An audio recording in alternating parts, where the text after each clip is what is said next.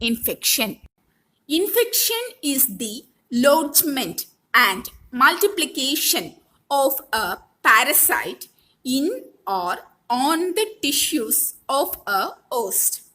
Here we have to see one thing. It is just a lodgement and multiplication of a parasite, and all infection does not always result in disease. Or we can say that disease is a rare consequence of infection, which is a common natural event.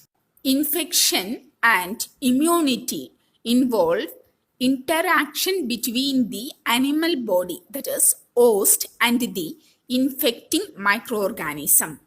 Based on their relationship to their hosts, microorganisms can be classified as saprophytes and parasites.